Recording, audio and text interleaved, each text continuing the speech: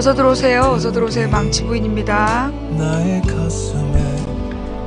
어저께 좀 쉬고 그리고 오늘 옷을 좀 다른 색깔로 입었더니 예, 잠 많이 잔 것도 티나? 어저께 한 저녁 8시 반부터 잤어요. 예, 어제 한 8시 반부터 계속 잤더니 예, 오늘은 좀 목소리도 좀 편안해지고 예, 목소리 괜찮죠? 예, 뭐가 비공개예요. 선물해주신 모든 분들께 감사드립니다.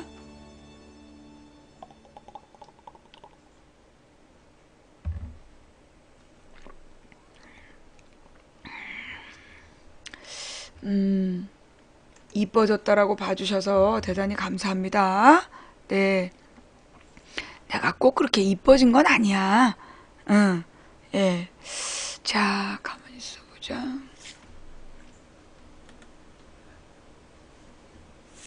네.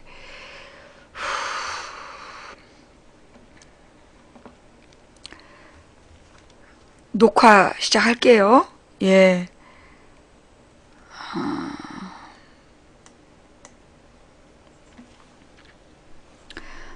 어서오세요, 어서오세요. 반갑습니다. 도봉구 창동 사는 불량주부 망치부인이 운영하고 있는 생방송 망치부인의 시사수다방에 오신 것을 환영합니다. 반갑습니다. 감사합니다. 오늘은 아무래도 이 황금 연휴, 5월 황금 연휴의 주일날이다 보니까 시청하시는 분들이 많이 적으신 것 같아요. 네, 그럼에도 불구하고 이렇게 이 방송 시작하자마자 달려와 주신 여러분 모두 감사드립니다. 팬클럽 가입해 주시고 선물해 주시는 분들께 진심으로 감사드리고요. 제가 일일이 감사 인사 못 드리는 점 대단히 죄송합니다. 네. 네.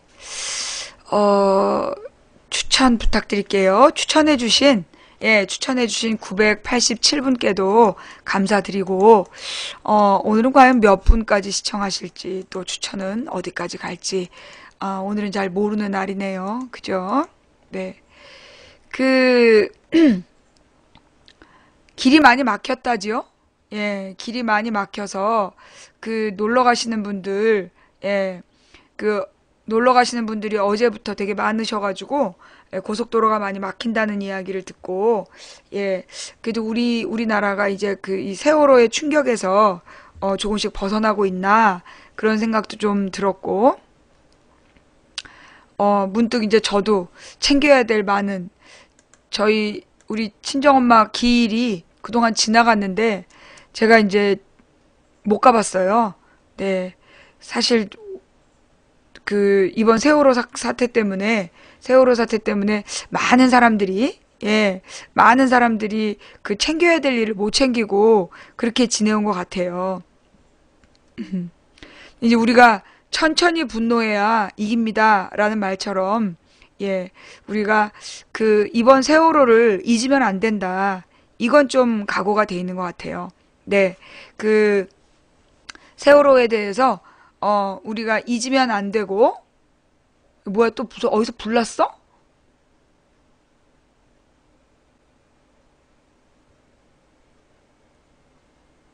응. 아, 대구. 깜짝이야. 지하철에서 불난 게 보여가지고 깜짝 놀랐네. 서울 아니죠? 옛날에 대구 지하철 버스에서 불난 거였죠? 지하철역으로 막 연기가 나오고 깜짝 놀랐어.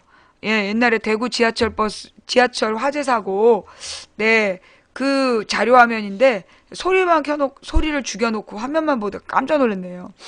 그래요. 자, 오늘은 사고 발생 19일째입니다.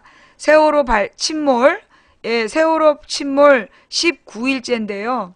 네, 세월호 침몰 19일째이고, 이번 사고에서 아직 구조되지 못한, 내지는 생사가 확인이 안 된 사람이 80명이 넘죠. 아직. 그죠? 네. 80명이 넘는 희생자가 아직 실종 상태로 있고, 무엇보다 지금 계속해서 예, 뭐라 그러나, 언론에서 정직하게 얘기를 안 하고 있는 게 있어. 뭐냐 하면, 실종자 숫자.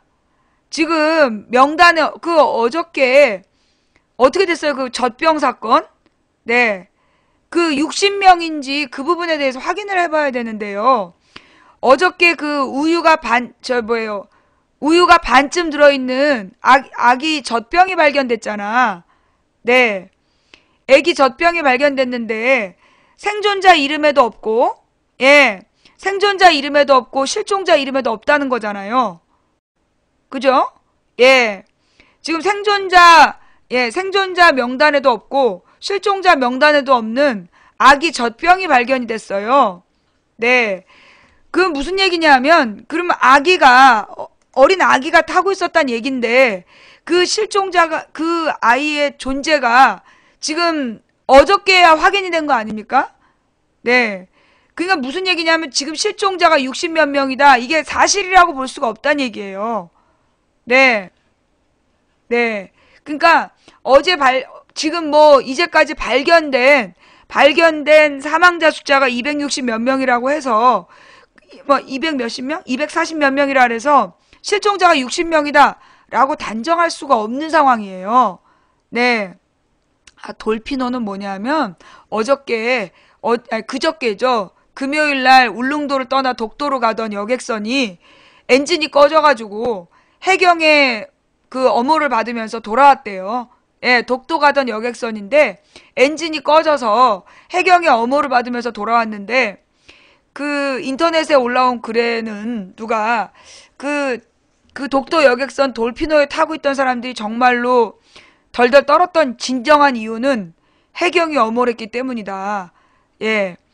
우스갯소리를 누가 올려놓은 것 같은데 그 말의 의미가 딱 깨달아지는 느낌이 오는, 예. 그러니까 이제 그 돌피노의 여객선의 승객들이 돌아오는 동안 내내 떨었는데 덜덜 떨었던 이유가 뭐냐? 해경이 엄호를 했기 때문에, 예. 해경이 호의를 하는 걸 보면서 떨었다라는 그런 이야기가 이제 인터넷에 우스갯소리로 도는 거야. 사고 안 나고 무사히 다 돌아왔는데, 예. 그러니까 지금 한마디로 해난 사고가 났을 때 해경이 옆에 있다는 게 두렵다는 그런 얘기죠. 지금 이 세월호 사건에 대해서도 뭐라 그러나, 해경 구조대가 어민들이 구할 때 뒤에서 구경만 했다. 즉 그런 증언들이 나오고 있잖아요. 그죠? 예. 어업지도선이 승객들을 구하고, 그 다음에 어민들이 이 승객들을 구할 때 해경 구조대는 뒤에서 그냥 바라만 보고 있었다. 그런 기사들도 지금 나오고 있지 않습니까? 예. 그러다 보니까 해경이 그 독도로 가는 여객선을 엄호했는데 그게 더 두려웠다라는 우스갯소리가 나올 만큼 이번 정부에 대한 국민들의 불신이 이 정말 하늘을 찌르고 있는 상황이 아닌가. 네. 네. 그거 무슨 증거 영상 있어요? 해경 구조대가 구경만 했다라는 증거 영상 있습니까? 저 그거 못 봤는데요. 그란데라떼님, 동영상 증거 뭐 말씀하시는 거예요? 인천에서도 버스가 불이 났고 승객들이 대피했다. 지금 오늘 무슨 사망사고가 일어나는, 뭐 또 다른 사망사고가 있었습니까? 예. 세월호 안내방송 때문에 상황심리 사고도 승객들이 방송을 불신하게 됐다. 그래요.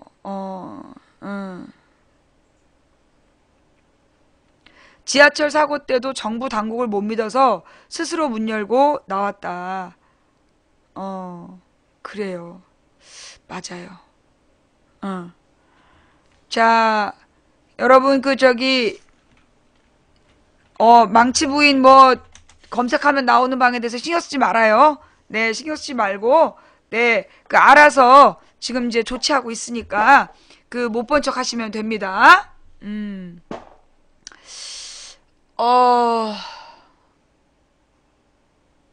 자, 그러면요, 오늘, 일단, 제가 어저께 생방송을 하기로 했는데, 예, 제가 어제 생방송을 하기로 했었어요, 원래. 근데 이제 원래 왜 하기로 했냐면, 금요일 날 금요일 날 그 지하철 사고가 있었잖아요.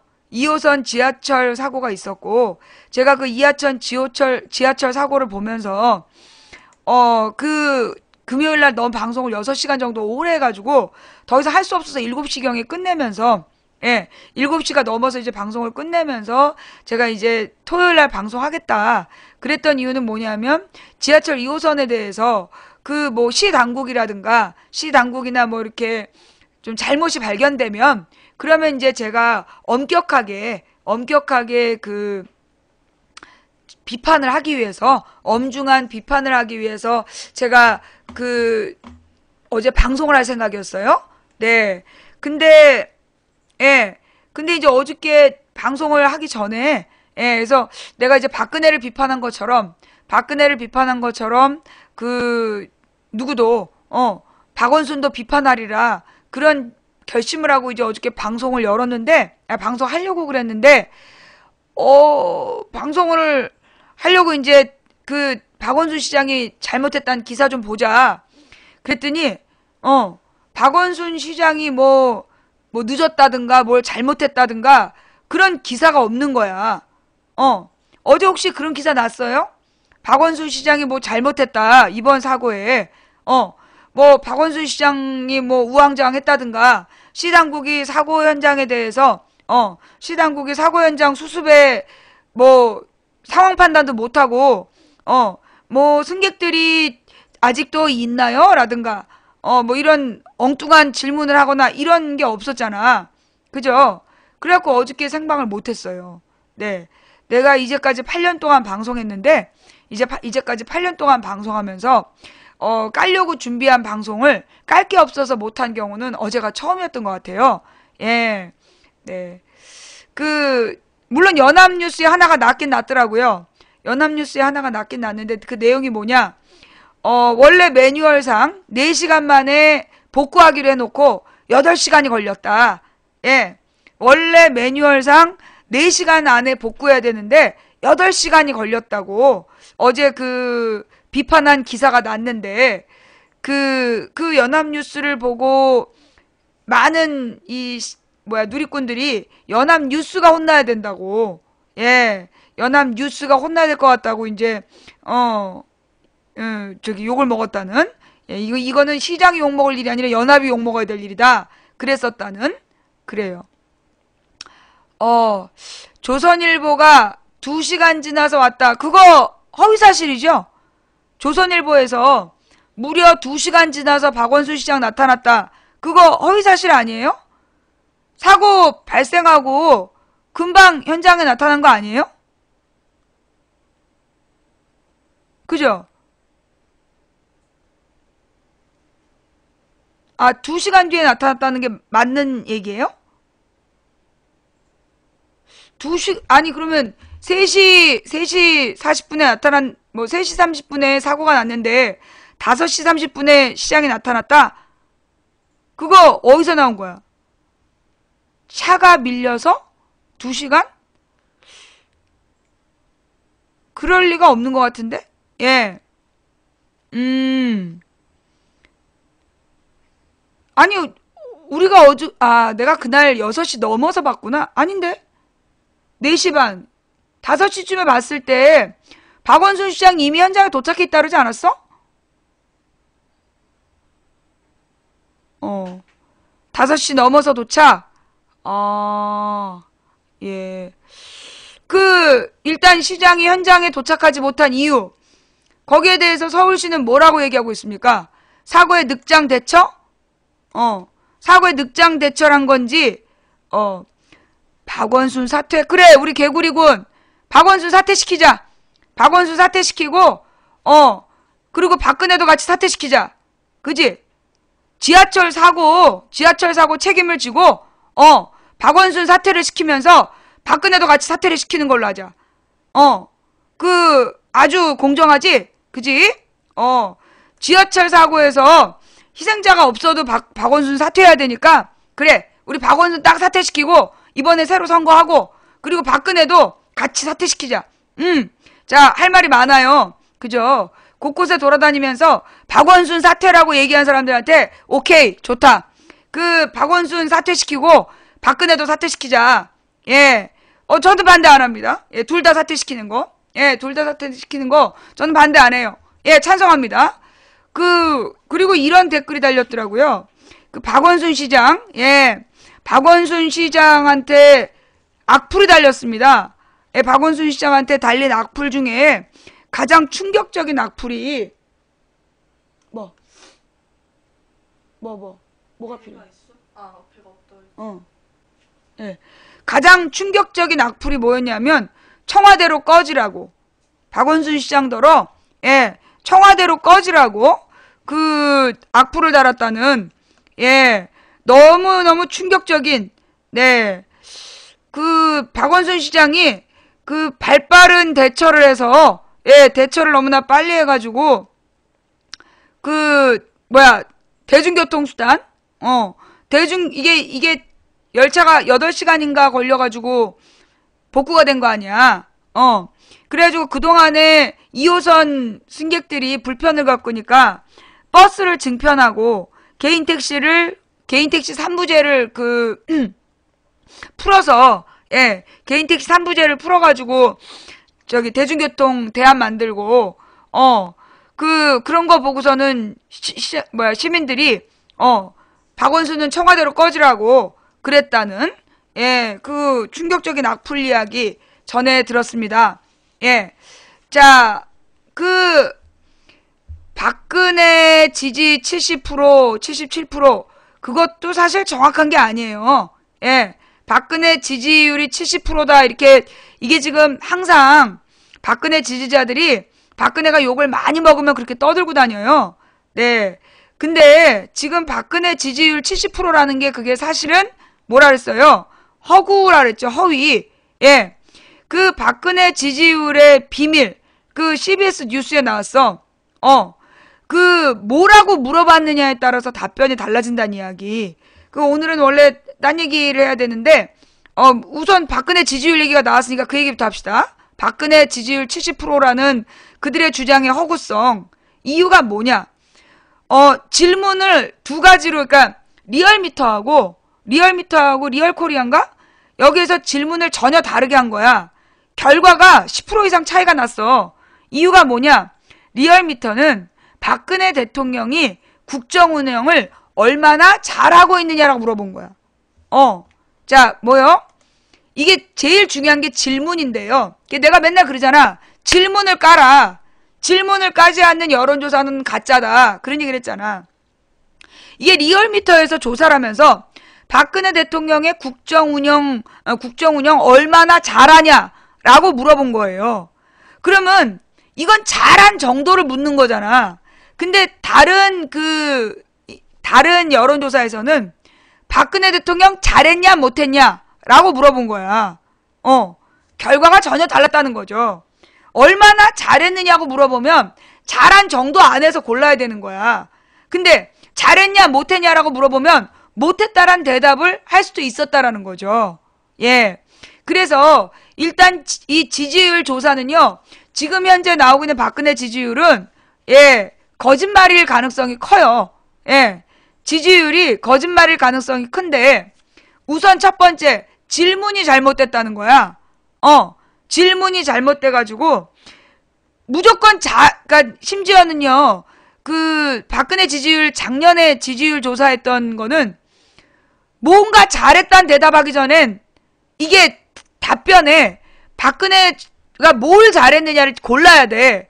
근데 뭘 잘했다 기타 없다가 있어야 될 거 아니야. 잘한 게 없다.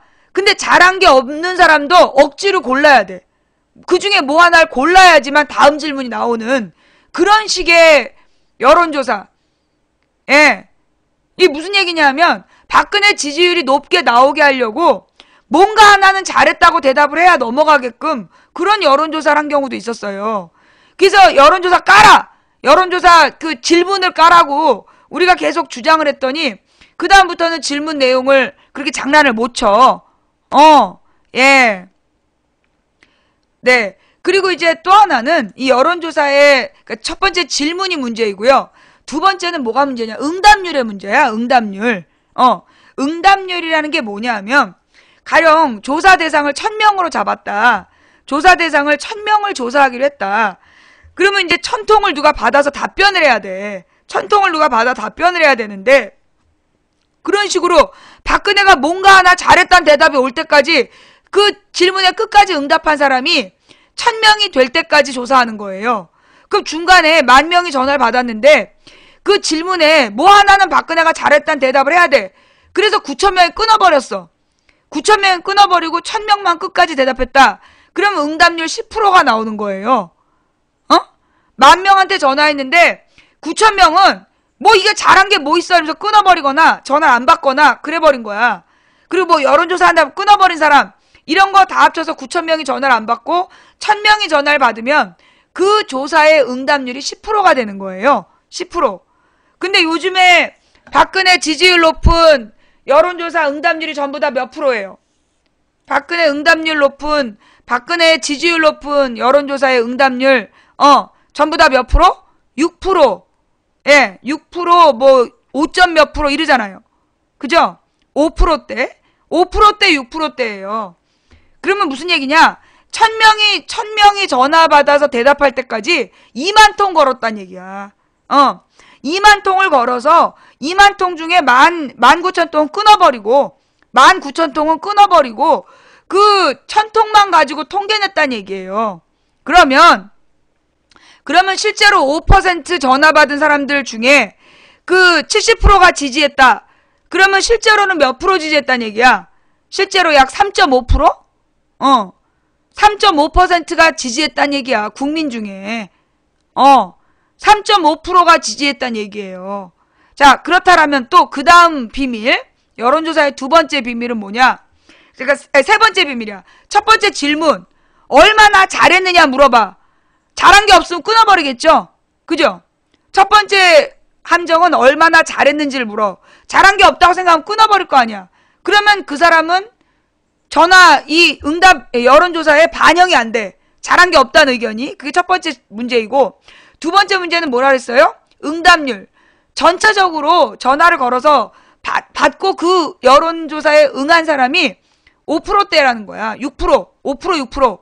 그러면 전체 국민 95, 94%는 대답 안 했다는 얘기예요. 그러니까 그 지지율은 사실이 아니란 얘기야. 세 번째 비밀이 있어. 뭐냐? 보통 여론조사가 주로 뭘로 여론조사를 하느냐 하면 일반 전화로, 유선 전화. 그럼 이제 유선 전화가 뭐냐면 여러분이 이제 그 전화기가 꽂혀 있는 코드를 가서 뽑아봐. 전화기 코드가 전화선을 뚜껑을 열고 인터넷선을 연결해갖고 전화기에 꽂아놨으면 그건 인터넷 전화예요. 인터넷 전화는 여론조사 대상이 아니에요. 인터넷 전화는 여론조사 대상이 아니에요. 그러면 여론조사 대상이 되는 전화는 뭐냐면 위에 2개, 밑에 2개에서 4개 네모난 그 콘센트야. 네모난 전화선. 그래서 4개의 그 꼭지를 꽂는 전화기만 일반 유선 전화예요. 일반 유선 전화는 이게 전화번호가 지역 구분이 되어 있어. 9자로 시작하면 강북 지역이고 5자로 시작하면 강남 지역이고 뭐 이렇게 7자로 시작하면 여의도 신촌 이쪽이 대상이고, 예. 그래서 번호마다 뭐 3으로 시작하면 무슨 을지로나 뭐 이쪽이거나, 그래서 번호가 어떤 번호로 시작하느냐에 따라서 그게 그 지역을 나누게 되는 그 유선전화의 특징이에요. 근데 이 유선전화가 요즘에 많이 남아있냐? 시골은 대부분 유선전화죠. 시골의 할머니, 할아버지들 쓰는 전화는 대부분 유선전화예요. 시골 노인들이 받는 전화는 대부분 유선전화야. 그 시골 엄마, 할머니, 할아버지 집에 인터넷 전화 있는 집은 드물어요. 거의 드물어. 시골에 할머니, 할아버지들만 살고 있는 집은 대부분 다 유선전화야. 그죠? 그런데 그 도시는 어때요? 도시는 유선전화가 있다 없다? 거의 없어요. 왜? 그러니까 그 몇 년 전, 10년 가까이 됐어. 한 5, 6년 전에 그 KT나 무슨 데이코미아 이런 데에서 그 유선 전화를 전부 다 뭘로 바꾸라고? 인터넷 전화로 바꾸라고 유도를 했어요. 일반 전화, 유선 전화를 자르고 유선 전화를 없애고 유선 전화 번호 그대로 인터넷 전화로 바꾸라고 하거나 아니면 인터넷 전화를 공짜로 놔주면서 유선 전화를 없애게 했어. 그런 거 경험해 보신 분? 집집마다 유선 전화를 그 인터넷 전화로 바꾸라고. 이거 서울은 대부분 그렇게 했어요. 예. 서울에서는 대부분 인터넷 전화를, 유선 전화를 인터넷 전화로 다 바꾸라고 그랬어. 그래서 그 노인층 가구, 노인 독립 가구가 아니면, 노인들만 사는 집이 아니면 대부분의 집은 인터넷으로 바꾼 거야. 인터넷 전화로. 그러면 이게 보통 50대 밑으로, 50대 40대 밑으로 사는 사람들은 집에 유선 전화가 있을 가능성이 있다 없다? 드물어요. 이게 그 젊은 사람들이 사는 가구에서 인터넷 전화가 아닌 4개 꼽는 유선 전화가 있는 집이 드물다는 거야. 그러니까 지금 인터넷 요즘의 여론조사는 그러니까 누구를 대상으로 한 여론조사야? 대부분 시골 할머니들을 대상으로 한 여론조사가 많다는 거죠. 시골 할머니가 많고 그 다음에는 뭐야? 서울도 이 도시에서도 대부분 인터넷 전화로 바꿨기 때문에 유선 전화로 받는 집은 그 집에 오래 산 노인들이야. 오래 산 노인들만 이 인터넷 그 여론조사에 응답을 할 가능성이 높아진 거예요. 뭔 말인지 알겠지? 그 다음 이분들의 특징은 또 뭘까? 자, 4번째 여론조사의 비밀. 자, 첫 번째는 질문이 얼마나 잘했냐라고 물어보니까 꼭 잘했다고 대답해야 돼. 잘한 거 없다 그러면 아예 반영이 안 돼. 두 번째는 뭐라 그랬어요? 응답률이 그래서 굉장히 낮다. 5% 6%밖에 안 된다. 그러니까 5% 6% 응답해갖고 거기서 100% 지지율 얻었다. 그럼 실제 국민 지지율 몇 프로야? 5%란 얘기야. 그죠? 그 다음에 세 번째 비밀이 뭐라 그랬어요? 이 전화가 대부분 유선 전화인데 그 유선 전화는 노인층들이 주로 쓰고 있고 일반 젊은 가구에서는 지금 유선 전화 4개를 꼽는 유선 전화를 거의 받고 있지 않다는 얘기야. 그러니까 그 나이 대 3, 40대의 여론은 전혀 반영이 안 되고 있다는 거예요. 이거 증거 자료 뉴스로 있어요. 증거 뉴스가 뭐냐면 그 리얼미터에 응답한 사람 숫자를 비교해 보면 대부분 노인층이야. 50대 이상. 50대도 적고 60대 70대가 많은 이유가 그 신문 기사 좀 봐봐요. 그거 보셨죠? 예. 대부분 여론조사에서 60대 70대 이상이 많아. 왜? 유선 전화로 여론조사를 하기 때문에 그런 거예요. 예. 그래서 노인층이 많은 이유. 자, 그 다음에 4번째 비밀이 뭐냐? 이 노인분들은 텔레비전을 주로 이 노인분들이 보는 프로그램이 그 뉴스를 접하는 정보 뭘 통해서 접하죠? 이 노인분들 4번째 비밀. 박근혜 지지율이 높은 4번째 비밀. 노인층의 높은 이유. 이분들은 대부분 KBS 뉴스만 봐요. 예. KBS 9시 뉴스를 보시는 분들이 많아. 근데 이 KBS 9시 뉴스의 특징이 뭐냐? 예. KBS 9시 뉴스의 특징이 뭐냐? 박근혜 비판을 전혀 안 한다는 거야. 박근혜가 뭐 잘못했는지 안 가르쳐줘. 절대. 그러니까 이분들은 박근혜가 진짜 잘하는 줄 알아. 그게 비밀이야. 근데 이제 요즘에 KBS만 나오는 게 아니라 집집마다 텔레비전 잘 안 나오니까 유선 방송을 연결했었어. 근데 이 유선 방송에 제일 싼 거, 유선 방송 중에 제일 싼 거는 KBS, 채널A, TV조선 이런 것만 나와. 그죠? 유선 방송 중에 제일 싼 게 그 KBS, 채널A, 그러니까 뭐 KBS, MBC, SBS하고 채널A, TV조선, YTN 이런 거밖에 안 나와. 그죠? 그러다 보니까 실제로 이 노인분들이 제대로 된 정보를 접할 기회가 있다 없다? 없어. 노인들이 생각이 없는 게 아니에요. 예. 이거 노인들이 생각이 없는 게 아니라 노인분들이 정보를 습득하는 방법의 문제야. 예. 우리 젊은 사람들은 대부분 인터넷을 통해서 많은 비판적인 여론들을 접하고 비판적인 정보들을 서로 공유하지만 노인분들은 유선 전화로 여론조사 받고 있는 노인분들이 KBS와 종편만 본다는 거야. 그러다 보니까 상황을 제대로 판단을 못한다는 얘기예요. 그래서 지지율이 높게 나오는 거고, 그나마 지지율이 높게 나온다고 하더라도 그 응답률이 몇 프로? 5%, 6%짜리이기 때문에 실제로 국민 지지율은 5% 미만이다. 아니, 여러분 진짜 주변에 보세요. 네, 여러분 주변에 그렇게 나 박근혜 지지한다 이렇게 떠들고 다니는 사람 봤어요? 요즘에 학교나 직장이나 주변 사람들한테 한테서 박근혜 지지한다는 말 가까이서 들어본 분 계세요? 없어요. 지금요, 할아버지 할머니들도, 지금 거리의 할아버지 할머니들도 박근혜 열혈 지지자들도 지지한단 말을 못해. 박근혜 지난 대선이나 총선 때 박근혜 했던 할머니 할아버지들도 지금은 이 상황을 보면서 박근혜 지지한단 말 입 밖에 못 내요. 아는 사람들 앞에서 쪽팔려가지고 차마 지지한단 말을 못한 상황이야. 그게 왜 그러냐. 자, 이게 왜 그런지 한번 여러분 생각해봐요. 내가 맨 처음에 이 사건 터지자마자 뭐라고 얘기했습니까? 이번 사고는 선장과 승무원만의 잘못이 아니다. 선장과 승무원만의 잘못이 아니라 회사와 정부의 공동 책임이다.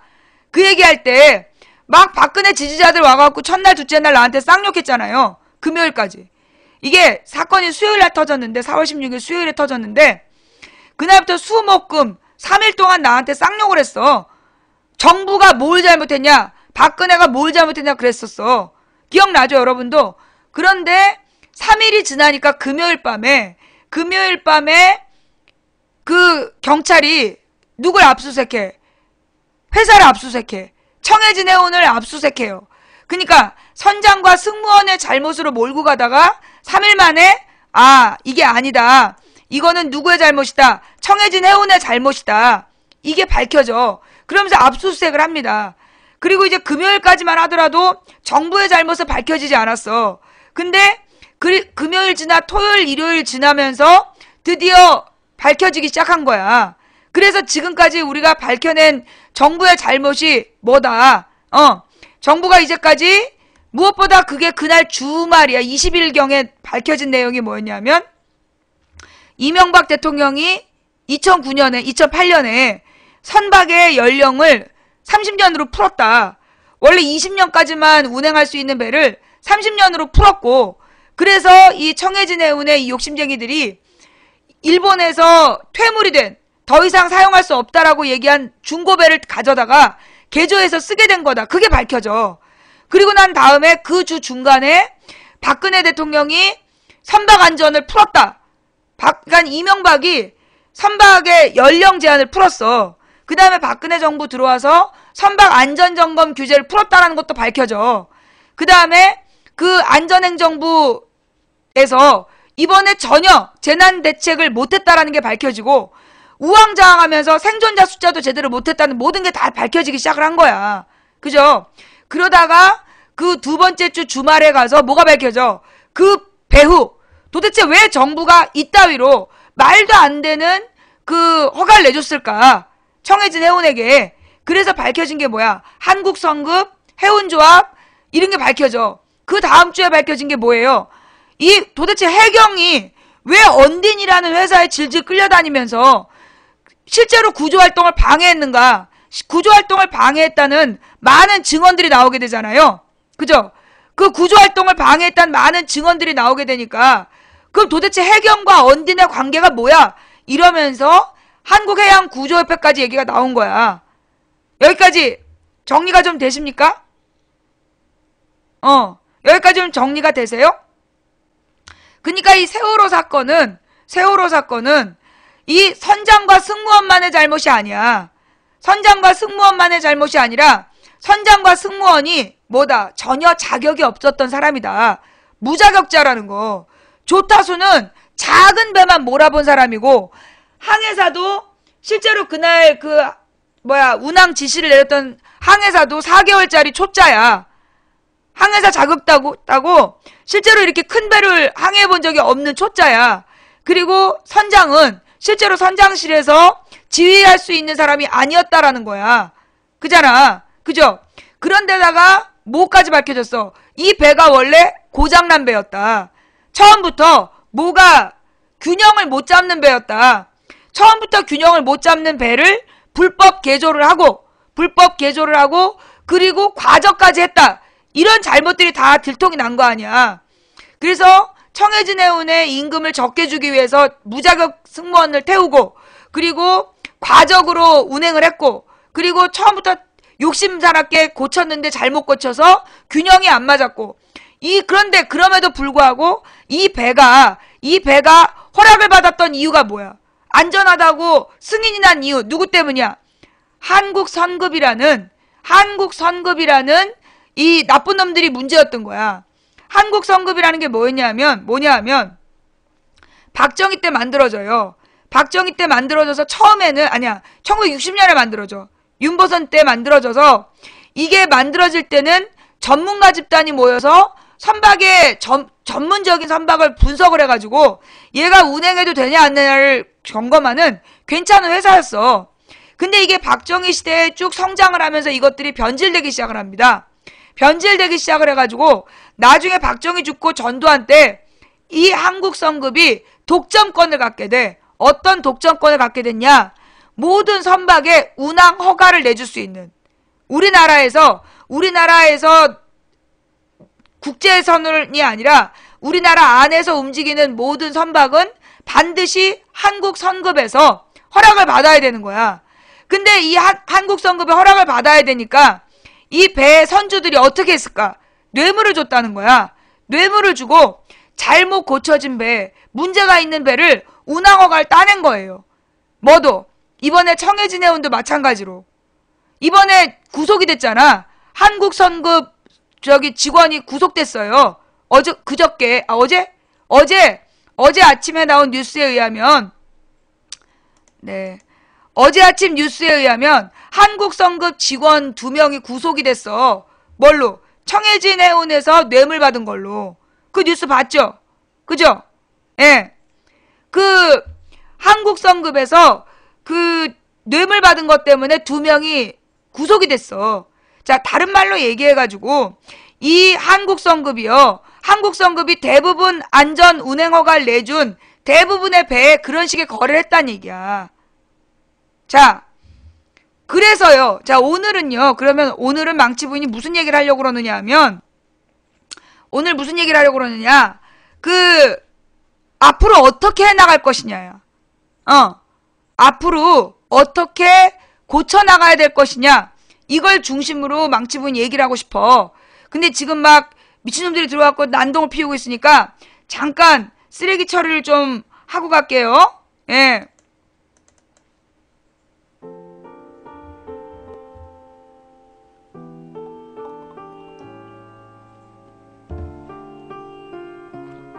누구야?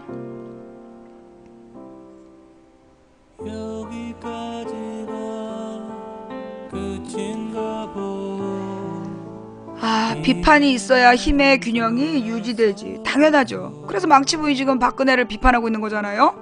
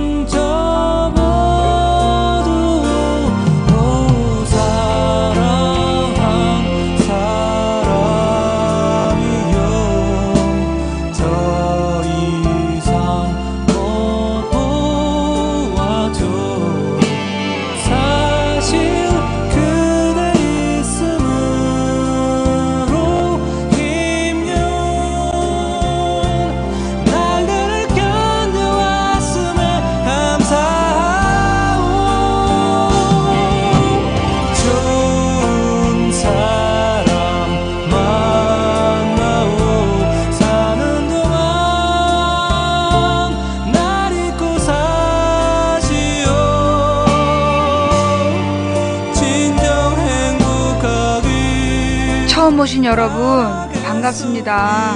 네, 목소리가 좀 듣기 괴로우시죠? 대단히 죄송하고요. 네, 망치부인 빨갱이라는 사람이 있어요. 그래요. 왜 그러냐면 그 박근혜 지지자들은 박정희나 박근혜를 비판하면 그 빨갱이라 그래요. 그러니까 그런 말은 아, 망치 부인이 바른 말을 하는구나 라고 생각하시면 돼요.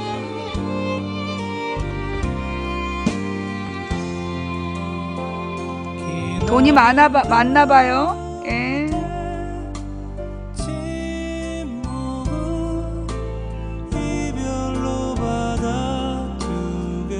여기서 욕설하시면 고소 대상 되시는 거 아시죠?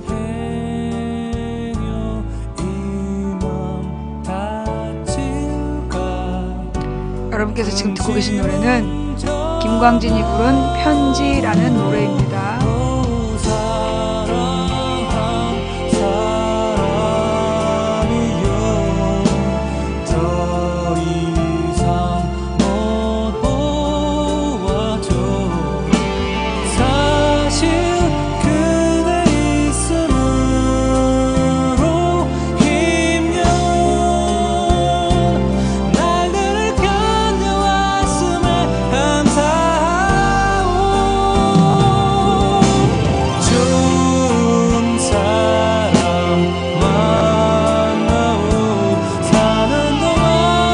채팅창 끄는 방법이 있습니다, 여러분.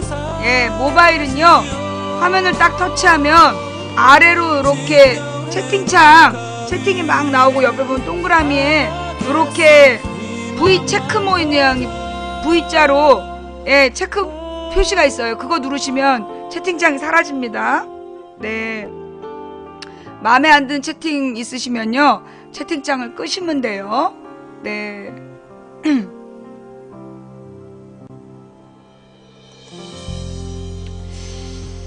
자, 우선 제가 오늘은 앞으로 어떻게 할 것인가에 대한 이야기를 하기 전에 그 몇 가지 영상 보고 갈게요.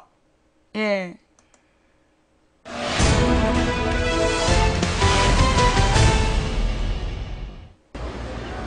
세월호 참사 18일째인 5월 3일 서울 홍대 입구역. 검은 옷을 입고 흰색 마스크를 쓴 시민들이 국화꽃을 들고 하나둘씩 모여듭니다. 대학생 용혜인 씨가 제안한 침묵 행진입니다. 지난달 30일에 이어 두 번째 열렸습니다.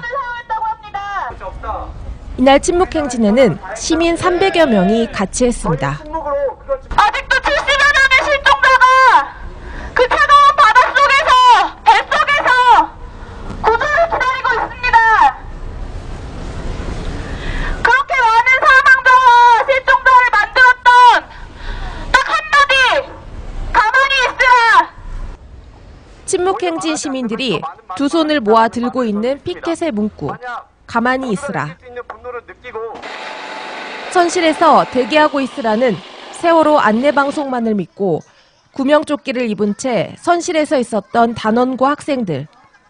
결국 어처구니 없는 죽음을 맞았던 비극적인 상황을 상징하고 있습니다. 시민들은 홍대 입구 일대를 1시간가량 행진했습니다.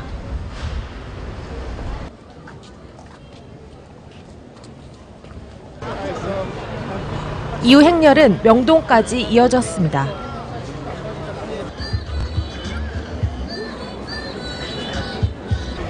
길을 오가던 시민들이 잠시 발걸음을 멈추고 침묵행진의 뜻을 같이 합니다. 명동에서는 유독 어린 학생들의 참여가 눈에 띄었습니다. 안산 단원고 학생 또래의 10대 고등학생들입니다. 18살이다 보니까 어른들하고는 되게 생각이 달라요. 저희가 같은 나이고, 그래서 개인적으로는 대신 죽었다고 생각하거든요, 그 사람들이. 그러니까 이 대한민국 시스템 아래서는 언젠간 일어날 수밖에 없었던 필연적인 일이었다고 생각해요. 사람들은 자기에 대해 많은 결정권이 없잖아요. 소수자 투표권이 없고. 그런데 그런 결정권이 없는 사람들이 이렇게나 희생되었는데 나라를 좌지우지하는 큰 결정권을 가진 사람들은 뭘 하고 있나. 용혜인 씨는 지난달 29일 청와대 자유 게시판에 우리 가만히 있어도 괜찮을까요? 라는 제목의 글을 올렸습니다. 세월호 참사 희생자를 추모하고 이들을 죽음으로 몰고 간 잘못된 우리 사회에 대한 반성을 담은 침묵행진을 제안하는 글이었습니다. 하지만 글을 올린 다음 날 청와대 측은 글에 개인정보가 들어가 있다는 이유로 게시글을 삭제했습니다. 지랄. 하지만 청와대 측이 문제 삼은 개인정보는 시민들에게 침묵행진 참여를 제안하며 남긴 용 씨 자신의 휴대전화 번호였습니다. 좀 황당했고요. 개인정보가 있다는 이유로 삭제가 된 건데 좀 선뜻 납득이 되지는 않는 이유였고. 용혜인 씨는 5월 1일 다시 같은 내용의 글을 청와대 게시판에 올렸고 이틀 후인 5월 3일 홍대와 명동 일대에서는 각각 300여 명의 시민들이 침묵행진에 동참했습니다. 중학생부터 50대까지 연령대도 다양했습니다. 이날 침묵행진 참가자들은 세월호 희생자 합동분향소가 마련돼 있는 서울광장까지 행진했습니다. 합동분향소에는 세월호 희생자를 추모하기 위한 조문객의 행렬이 끊이지 않았습니다. 침묵행진의 제안자인 용혜인 씨는 돈보다 생명이 먼저인 사회가 됐으면 좋겠다고 말했습니다. 안전교육에는 1년 동안 50만 원의 돈을 썼지만 접대비에 6천만 원을 쓰고 그리고 그 광고비에 2억이 넘는 돈을 쓰고 지금 이게 사고가 나고 나서 그런 것들이 문제가 되고 있지만 그런 게 아니라 그런 사고가 없이도 돈이 생명보다 먼저인 거에 대해서 좀 문제의식을 가질 수 있는 사회가 됐으면 좋겠습니다. 세월호 참사 18일째. 이미 언론에서는 세월호 관련 보도가 줄고 있고 세월호 참사에 대한 반성 없이 이대로 우리 일상에서 잊혀져 가고 있는 게 아니냐는 우려의 목소리도 나옵니다. 실제 삶의 현장으로 가면 잊혀지고 있는 사람들이 이제 더 이상 얘기하고 싶어하지 않아요. 자기 자신들의 일상 속으로 다시 들어가고 있는. 저는 잊혀질까 봐 더 두려워요. 이 일이 주는 한국의 대한민국 공동체에 주는 의미가 있는 거예요. 뉴스타파 조현미입니다.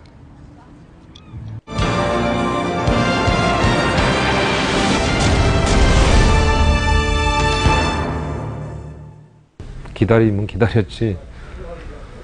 다른 분들은 막 초조해서 수시로 막 가서 보고 남의 얘기를 보고 오고 하는데 저는 그럴 용기가 없어요. 이게. 우리 아들의 그 마지막 모습이 그 이쁜 모습인데 만약에 어떤 손상이나 이런 게 있으면 사실은 끔찍하거든.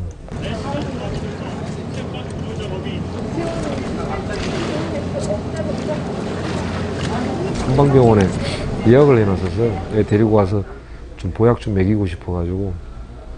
근데 이놈은 또 시험 끝나고 그때 가자 그래서 또 이제 예약을 취소하고 그랬던 건데 뭐 그런 거 다 무슨 소용이 있습니까? 그게 제가 따뜻한 말 한마디 한번 못한 게 두고두고 그건 한이 될 것 같아요.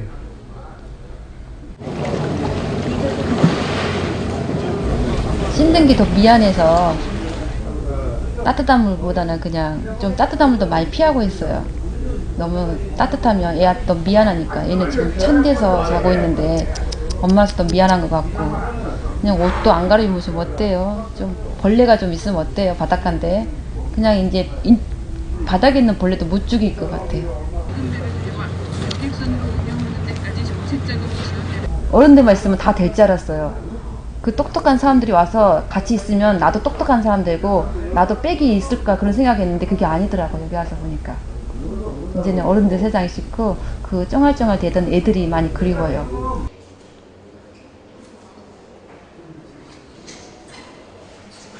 내가 해보지도 못한 게 제일 무서운 게 이게 장례 치를 거. 한 번도 해보지도 않았고 부모님 것도 아직 해보지도 않은데 제가 겪는 지금 제일 무서운 거는 그거예요. 얘가 나왔을 때 내가 어떻게 대처를 할까? 그 장례를 잘 해줄 수 있을까? 엄마는 아무것도 모르고 있는데 지금도 누가 나오면 이렇게 기도하게 되더라고요. 나도 모르게 손을 보게 돼요. 왜냐면 그게 그렇게 이렇게 저렇게 종교도 안 다니지만 이게 이렇게 되더라고. 이렇게 감사하다고 와줘서 너무 감사하다고. 그냥 눈이 안 보이고 코가 하나 없으면 어때? 그냥 와주기만 한다면 이제는 그런 심정이에요. 세월호 참사와 관련해 감사원이 안전정보와 정보인 관련 조치를 총리님께서 우리들의 아이의 실제 모습을 어제 올라온 오늘 올라온 우리들의 아이들 얼굴을 보시고 올라가십시오. 그래야만이 상황이 바뀝니다. 우리의 마음을 이해를 하십니다. 매일 이것도 매일 봅니다. 그러니까 총리님께서도 올라가시기 전에 저희들랑 약속을 한 가지만 해주십시오. 다른 건 다 필요 없습니다. 알겠습니다. 최대한이 아니라 약속하십시오. 하여튼 그런 노력을 하도록 하겠습니다. 저도 좀 일정이 있습니다만, 알겠습니다. 그 말 한마디도 못 해주십니까? 5, 6집 있었는데요. 지금은 다 자고 이제 다 가고 저희만 남았는데 되게 기뻐했어요. 정말 기쁘다고 손을 잡아주고 제가 방방 뛰었던 것 같아요. 어떻게 된 거냐고, 나 없을 때 어떻게 됐냐고. 잠깐 자리를 못 두는 게 누구 애가 오면 반가워해줘야 돼요. 근데 지금은 저희만 했어요. 그래서 그냥 하루 종일 불만 켜놔요. 밤새 불만 켜놓고 자요. 왜냐면 그게 화나다고 생각 안 해봤어요. 집이 있어야지 얘가 오잖아요. 지금은 이제 우리 집이 됐어요.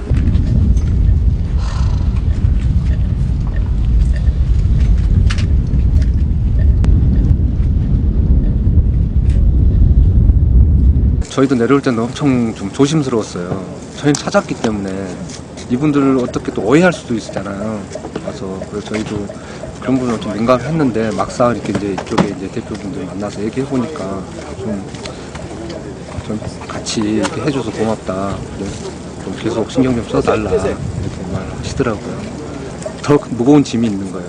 아직 못 찾은 애들 때문에.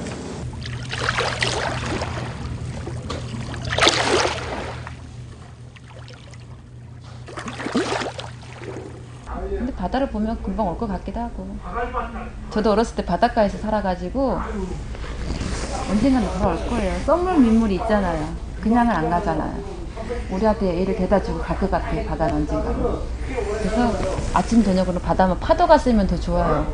그 쓸려오지 않을까 나한테 엄마하고 오지 않을까. 얘가 빨리 와서 엄마 소원은 그냥 하룻밤만 같이 잤으면 좋겠어야지. 이렇게 될지는 몰랐는데 지금 빨리 돌아와서 그냥 집에 데리고 가서 하룻밤만 잤으면 좋겠어요. 그거 말고는 지금은 좀 소원은 없는 것 같아요.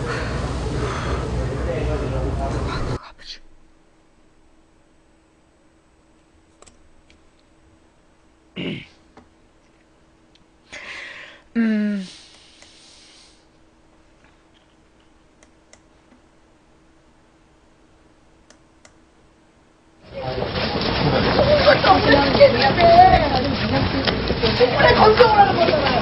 누구네 달려가서 오라는 거 아니잖아요. 누구네 건성을 하는 거잖아요. 누구네도 못 건성이냐고요. 대한민국 이래요? 선진국이래네요. 잘생겼어.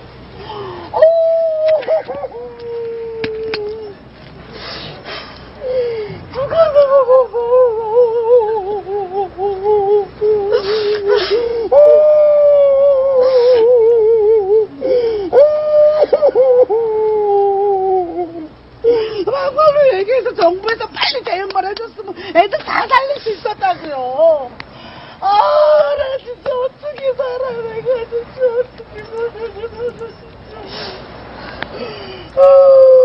내가 뛰어들고 싶은 심정이 어딨지. 자식이 저기 있는데 무슨 어떻게 손을 쓸 수 있는 방법이 없는 거예요.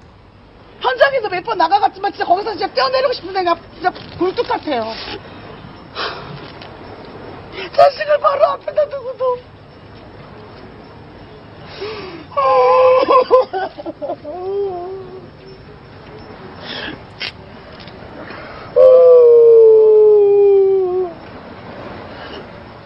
꼭 우리가 거지냐고. 거지가 동냥하듯이 해달라 그래 잘한 척하고 니네들이 알아서 해줘야 될 거 아니야. 전문가들이 학부형들이 뭘 하냐고 이 개새끼들아 진짜. 나 진짜 지금 어디를 갔는지도 모른다고. 우리 딸이 어디 있는지도 모른다고 지금. 나한테 어떻게 말하고 나한테 왜 이러는 건데 도대체.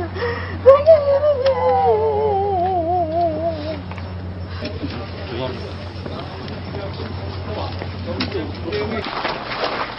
죄송합니다. 저기 의원님께서 우리 학문들이 들리셔야 되는데 우리 검안실에 유족분들이 다 슬픈 상태 슬프신 분들이니까 좀 양해 좀 부탁드릴게요.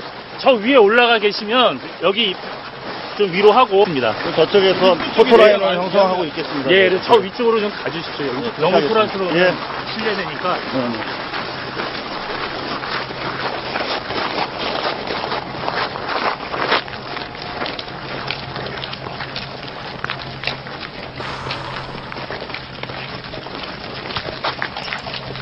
금을 채야 되는데 이제 작전지역이 비료되다 보니까 거기에 해경에서 협조가 안 되고 그리고 또 지금 건물도 없습니다.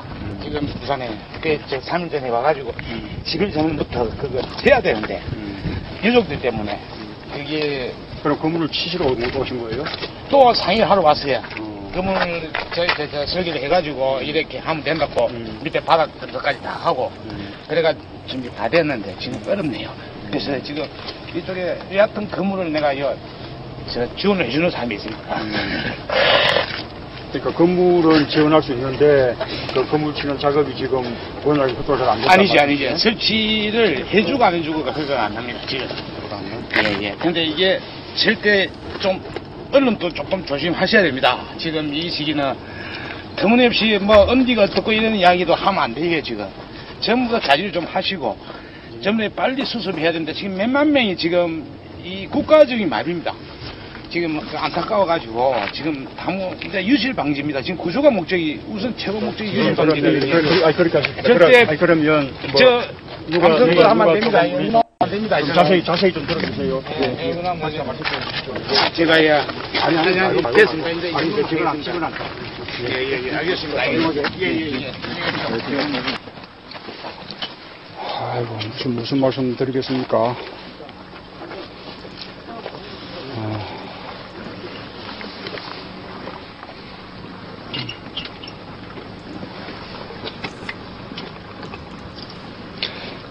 방금 이 만났던 이 단원고 그 학생 어머니는 살려내라는 것도 아니고 그저 시신만 건져 달라는 건데 국가가 그것도 못 해주냐 그렇게 하소연하셨고요. 아까 체육관에서도 가족들이 이제 주로 하신 말씀이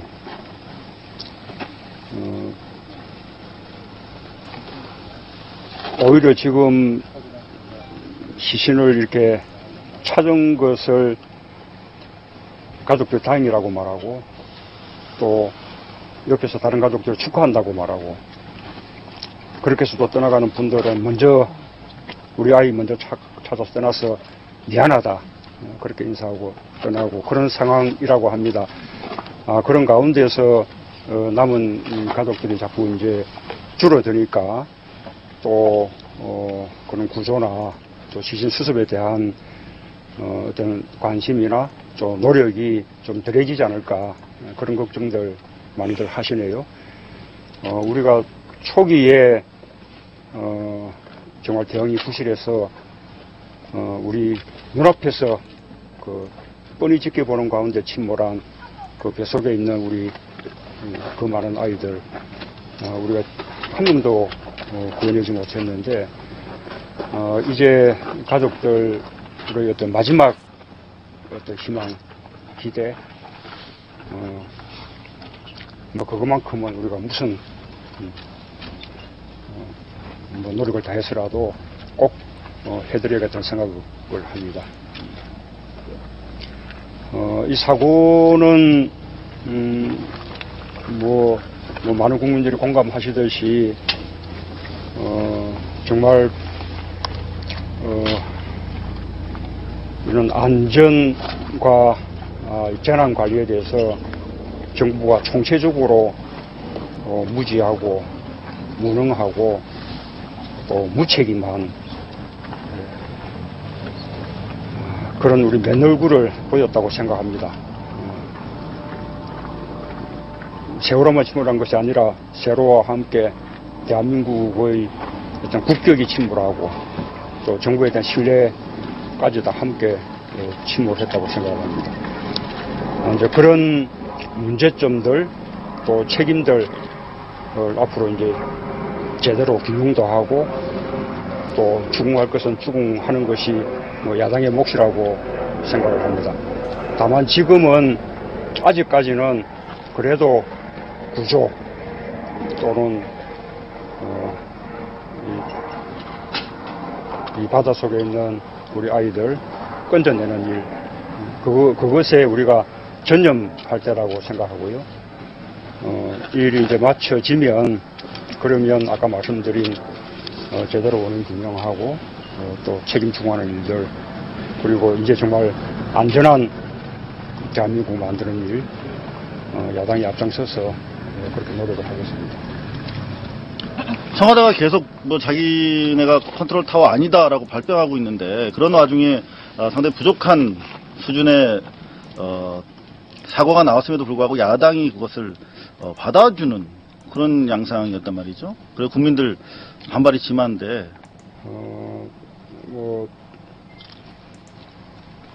사고 초기부터 지금까지 우리 야당이 보여줬던 그 모습이 이 국민들 기대에 크게 못 미쳤으리라고 생각을 합니다. 따져보면 이 사고 자체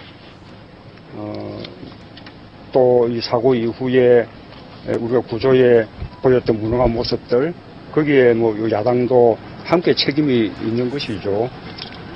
그래서 야당으로서는 그런 죄스러움 때문에 또 국민들 앞에 아주 조심스럽고 그리고 또 아까 말씀드린 대로 우선은 이 구조 또 아이들 건져내는 것 이 일이 조금 우선이고 그 일에 전념할 때다라는 생각으로 뭐 그렇게 이야기들 한 것으로 그렇게 이해해 주시면 고맙겠습니다. 지나치게 몸을 사리는 거 아니냐 이런 얘기가 있거든요. 예, 뭐 아까 뭐 그런 비판도 저희가 달게 받아야 한다고 생각을 하고요. 이제 어쨌든 우리가 안전한 대한민국을 만들기 위해서도 이번 일에 대해서 제대로 그 원인을 가려내는 것 이것은 뭐 꼭 필요한 일이기 때문에 뭐 그 일에 뭐 결코 소홀함이 없을 것입니다. 도올 김용옥 선생이 조금 전에 거국 중립내각과 박근혜 대통령 하야를 촉구하는 1인 성명을 발표하셨습니다. 그 부분에 대해서 한 말씀 해주시죠. 감사합니다. 네. 감사합니다.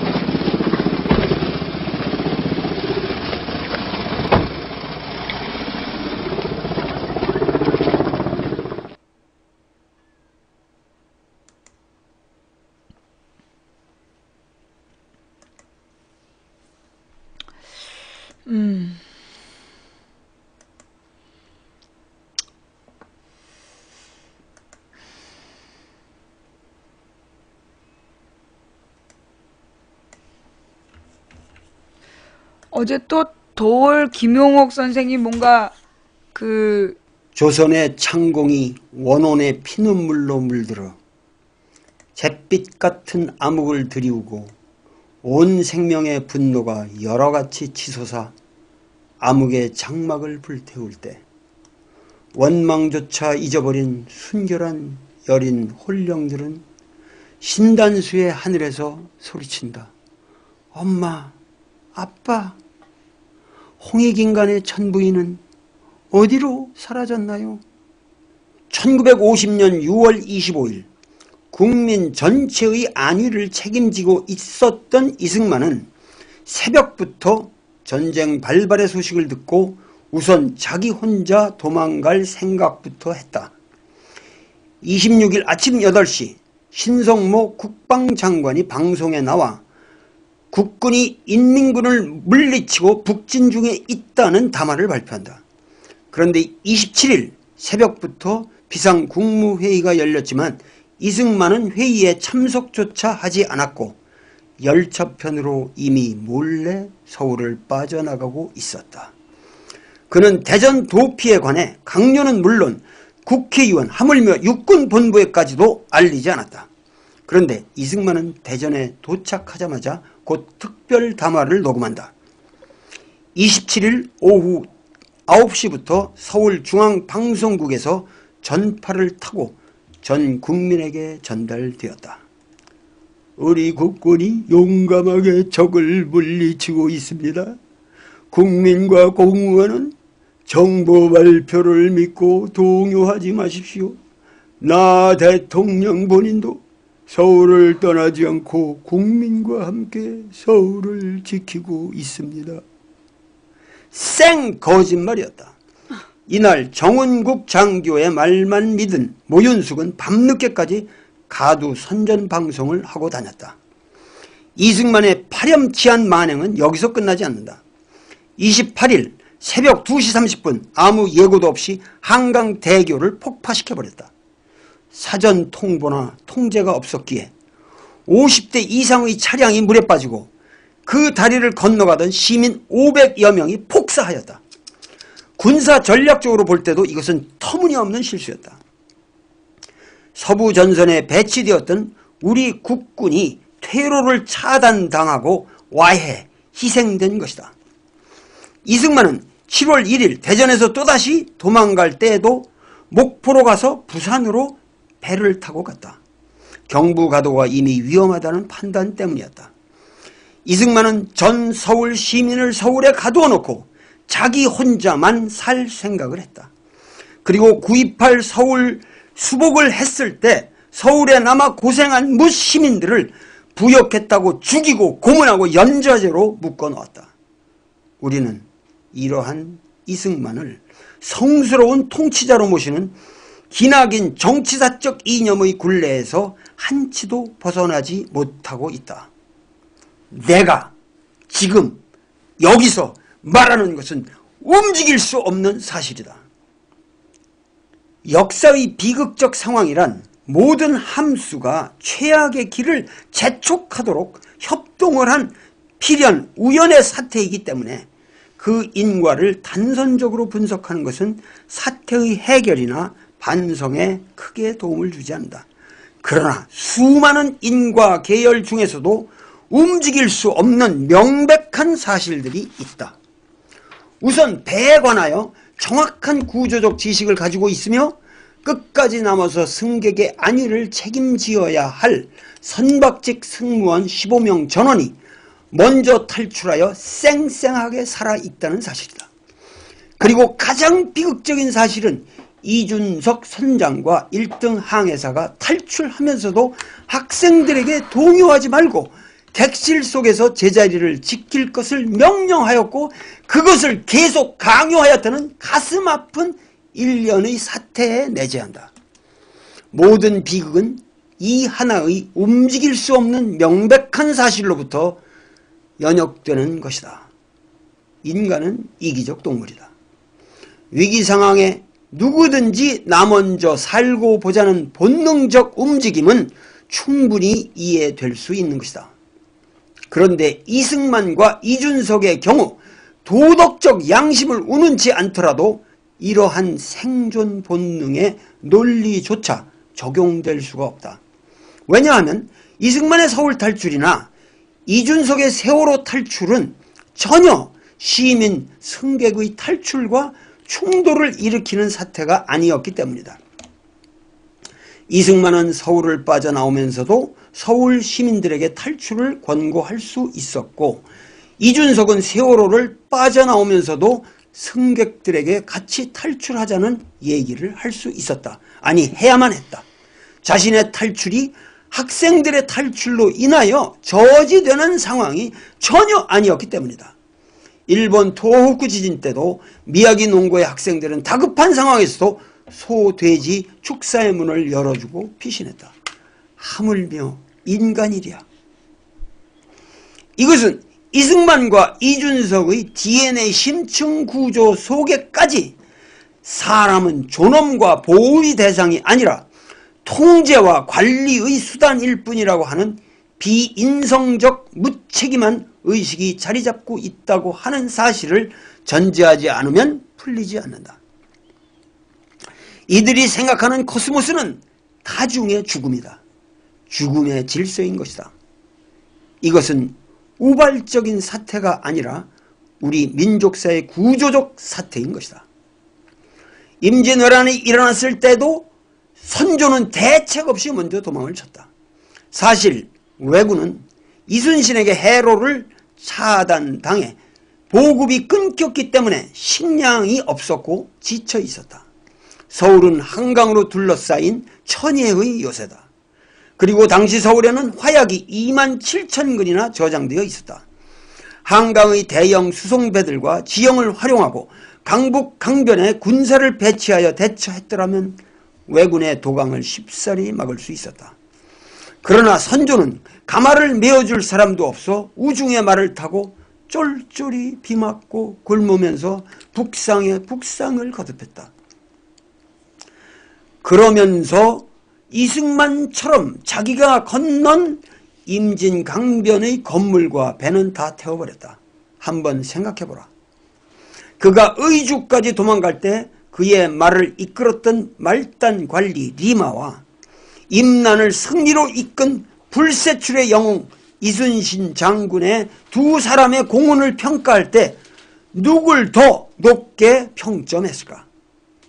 왜란이 끝나고 전체 훈공을 평가하는 자리에서 선조는 이순신이 일적추의 목도 베지 못했고 일적진도 함락시키지 못했다고 쌩 거짓말을 하면서 왜란을 토평한 것은 오로지 자기가 의주에서 요청하여 온 천병 덕분이라고 말한다.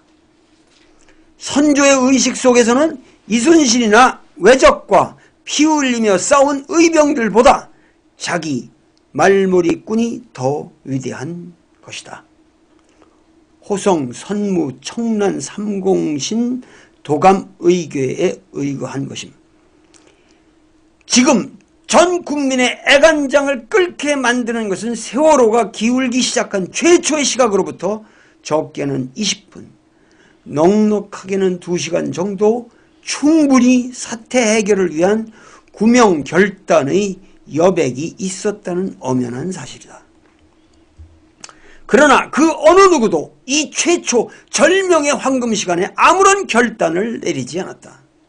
언론은 부정확한 보도로 사태를 흐리게 했을 뿐 아니라 모든 관련된 국가행정부서의 사람들은 혼선을 빚기만 하는 다양한 대책본부를 꾸리기만 하면서 책임을 회피하고 황금시간을 허송했고 또 거짓말만 남발했으며 그 사건 현장에 당도한 그 어느 누구도 학생들이 애처롭게 죽어간다는 것을 이 끔찍한 사실을 목도하면서도 주체적인 판단을 내리지 못했다.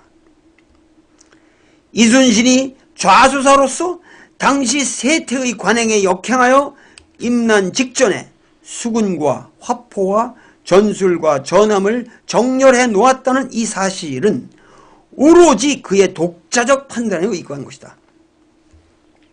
이러한 이순신에게 선조는 원균의 모함을 빌미로 종적죄를 씌워 서울로 끌어올리자마자 심한 고문을 가했다. 삼도 수군 통제사로서 5년 동안 나라를 구한 명장을 함부로 나북한 것이다. 이순신은 노량해전에서 전사할 때까지도 그 지독했던 고문의 후유증에 시달렸다. 우리 역사는 구조적으로 책임을 질 줄 아는 결단의 인물을 키우지 않았다. 호골이란 성군 문왕의 다스림이 없이도 태어난다고 맹자가 말한 그 리더십의 주인공들에게 경의를 표하지 않았다. 오로지 민중의 직감적 판단 속에서만 우리 사회의 정의는 지켜져 내려온 것이다. 이러한 사태는 현재 우리가 살고 있는 이 시대의 역사가 총체적 부실 속에서 결정권자가 부재한 상태로 표류하고 있다는 사실을 입증하고 있는 것이다. 그 총체적 부실의 주체는 다름 아닌 박근혜 정부이다. 그리고 이 박근혜 정부의 구조적 죄악의 책임은 궁극적으로 모두 박근혜 본인에게 돌아간다. 세월호 참변의 전 과정을 직접적으로 총괄한 사람은 박근혜 한 사람일 수밖에 없다. 그의 정부의 사람과 이념, 그 모든 것이 박근혜가 창조한 것이다. 그만큼 통치의 정점은 국가의 안위에 막중한 영향을 끼친다. 그런데도 박근혜는 진심 어린 전면적인 사과의 한마디도 없었다. 과거의 황제인 한나라의 문제조차 불상사가 일어날 때마다 거느리고 있는 신하를 탓하지 않고 자기가 국민 앞에 직접 사죄했다. 맹자는 통치자가 진정 생도의 원리를 가지고 다스리면 죽는 사람도 죽음을 원망치는 않는다고 했다. 그러나 현 정부는 사도의 원리로서 죽음의 길의 원리로서 생사람까지 죽이고 있다. 이 불상사는 99.99%의 대중을 희생시켜 0.01%의 부귀 권세가들을 봉양하려는 이명박 정부 이래의 줄기찬 신자유주의적인 정책 기조가 교육, 경제, 정치, 행정, 법률, 문화 전반에 끼친 영향이 만들어낸 것이다. 세월호의 실소유주 유병헌은 이윤 극대화를 위하여 승객을 짐짝화한 것이다. 유병헌은 종교적 허세를 빙자하여 선량한 시민을 포갑하며 폭리를 취하는 데만 혈안이 되어 있었던 것이다. 이 사회의 주류 언론들이 이 기회에 박근혜 대통령이 책임 소재가 있는 모든 행정조직 또 세모, 청해진과 같은 음흉한 범죄기관을 발본색원해야 한다고 과격한 주장을 펴지만 이것은 사태의 본질적 해결이 아니다. 그것은 오히려 박근혜에게 무소불위의 과거 독재자가 휘두를 수 있는 권력을 부여해주는 것이다. 박근혜와 그 주변의 사람들은 이러한 사태를 활용하여 도덕적 제스처의 칼자루를 휘두르기만 하면 목전의 선거에서 승리를 구가할 수 있다는 계산을 즐기고 있을지도 모른다. 광렬적 선교사 김선일 사건 때 박근혜는 국가가 국민의 생명과 안전을 보호하지 못한다면 그건 국가가 아니며 국민 한 사람을 못 지켜낸 그러한 정부에 대하여 근본적인 회의를 갖게 되었다는 논조의 말을 한 적이 있다. 나 돌은 선포한다. 박근혜 그대의 대통령 자격이야말로 근본적인 회의의 대상이다. 그대가 설사 대통령의 직책을 맡고 있다 할지라도 그것은 본질적으로 허명이다. 그대의 대통령이라는 명분은 오로지 선거라는 합법적 절차에 의하여 정당화되는 것인데 그 정당화의 법률적 근거인 선거 자체가 불법 선거였다는 것은 이미 명백한 사실로서 만천하에 공개된 것이다. 이 땅의 종교 지도자들이 이미 그대에게 대통령 사직의 권고를 한 바 있다. 트위터상에 올라오는 어린 학생들의 문구를 보라. 그 속에 이 시대의 진실을 말해주는 항변의 언사들이 많다. 국민들이여 더 이상 애도만 하지 말라. 의기소침하여 경건한 몸가짐에만 머물지 말라. 국민들이여 분노하라. 거리로 뛰쳐나와라. 정의로운 발언을 서슴지 말라.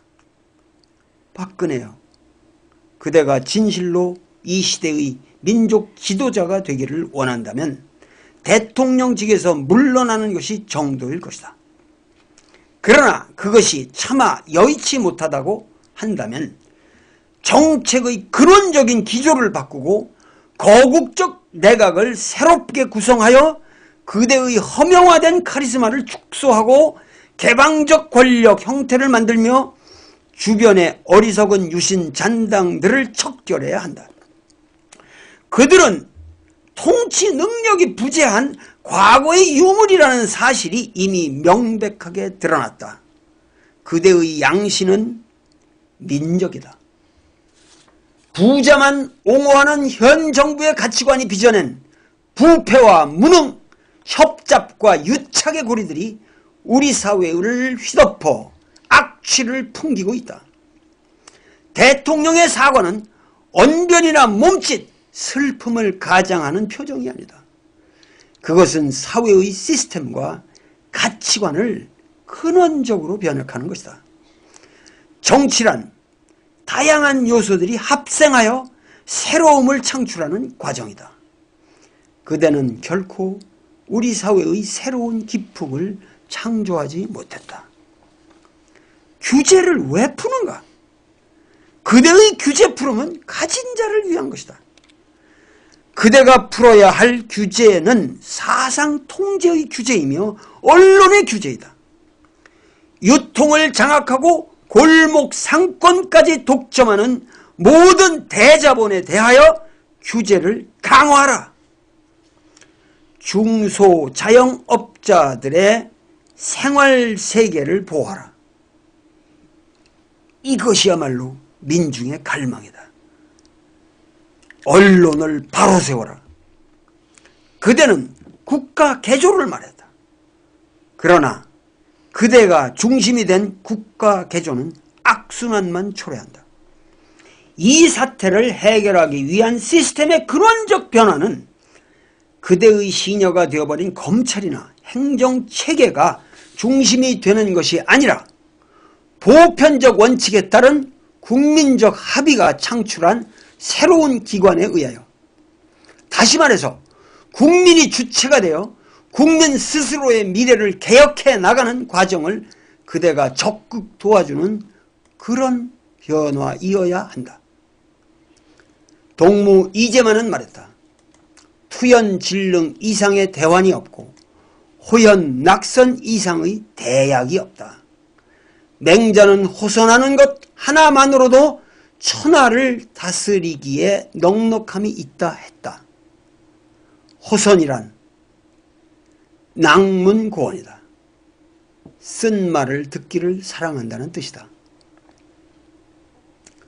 마지막 순간까지 서로를 애타게 챙겨주며 질서를 지킨 단원의 학생들, 그들을 보호하며 목숨을 던진 선생님들, 선박직이 아닌 헌신적 승무원들, 그리고 책임을 통감하고 팽목항 소나무에 목을 메어 시신을 찾지 못하는 녀석들과 함께 처성에서도 선생을 할까?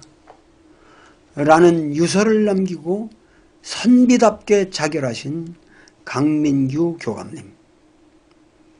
우리는 이들의 모습 속에서 우리 민족의 도덕성을 발견할 줄 알아야 한다. 민족 구원의 빗줄기는 있다. 세월호 희생자 302명은 살아있다.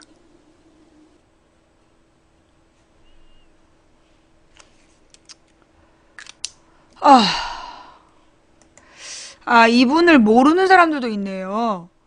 예. 방금 말씀하신 도월 선생님 모르시는 사람도 있어요? 예. 이분이 누구냐 하면, 그러니까 소위 우리나라에서 동양학을 전공하신 분인데, 예. 동양학을 전공하신 분인데, 동양학이 뭐냐 하면, 소위 그러니까 이 동아시아, 그러니까 이제 중국하고 일본하고 우리나라를 지배했던 과거의 사상, 그래서 이제 뭐 공자, 맹자, 노자, 장자, 그 다음에 이제 뭐 한비자를 비롯해서 이 제자백가 사상에 대해서 누구보다 이제 잘 아시는 분이에요. 예, 제자백가 사상에 대해서 우리나라에서 제일 공부를 많이 한 사람이야. 근데 이제 이분이 그 원래 처음 전공은 처음 전공은 신학대학을 들어갔었을 거예요. 고대? 예.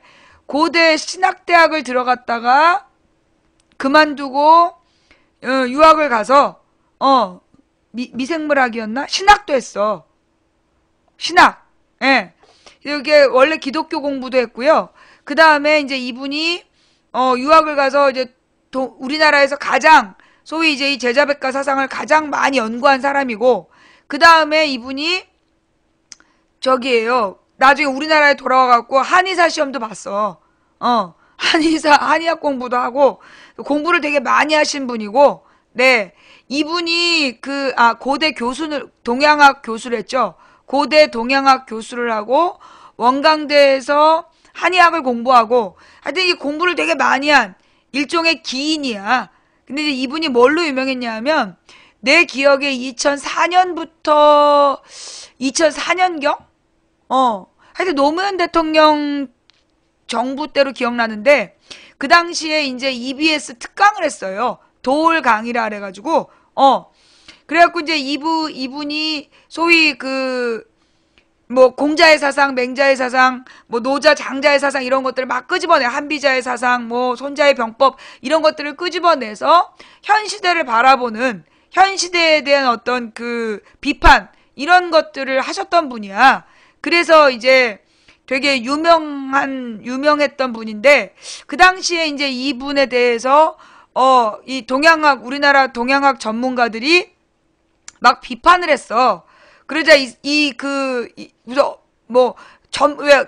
중앙일보니 뭐니 이런 이제 소위 조중동에서 막 이 도올 김용옥 교수를 비판한 전문가들의 의견을 실은 거야.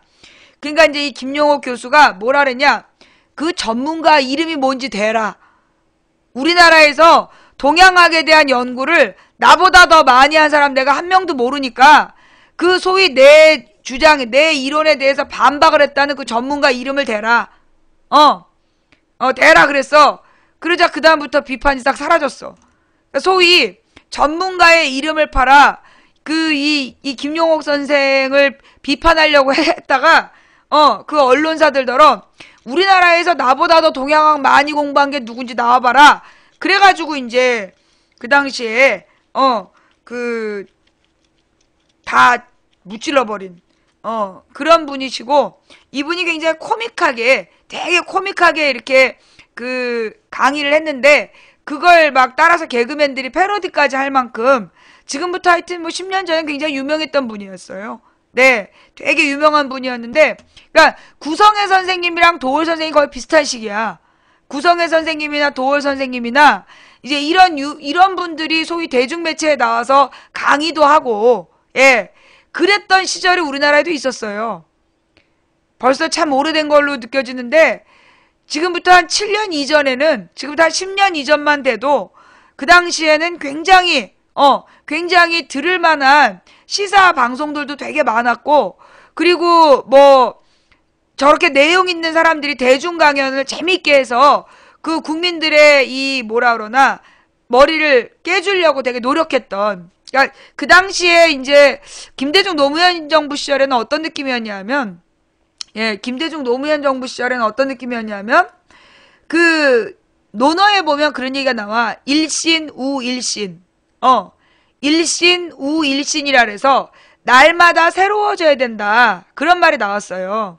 그때 아마 내가 저 도올강에서 나왔던 걸로 기억이 나는데, 그게 이게 뭐냐? 여러분 혹시 성균관 스캔들이라는 드라마 봤어요? 성균관 스캔들이라는 드라마에 보면 논어의 핵심을 두 글자로 표현하는 게 나와. 논어의 맨 마지막 그 핵심을 두 글자로 표현해라. 그래서 이제 남녀 주인공이 마지막까지 올라가서 거기서 겨루면서 여자 주인공은 친민이라 쓰고 남자 주인공은 신민이라 써서 그날의 장원은 남자 주인공이 하는 장면이 나와요. 그게 뭐냐? 굉장히 중요한 말이야. 날마다 백성을 새롭게 하라. 그 말은 뭐냐? 백성을 가르쳐야 된다는 얘기야. 백성들에게 올바른 지식을 가르쳐서 백성들을 깨어있게 해라. 그 얘기였어요. 그게 무슨 얘기냐? 자, 그러면 신민이라는 말은 어떤 말의 정반대일까? 신민. 백성들을 날마다 새로운 지식으로 깨어나게 하라는 그 신민이란 말은 새로울 신, 백성민. 뭐하고 반대말? 정확했어요. 우민. 우민화 정책과 반대말인 거야.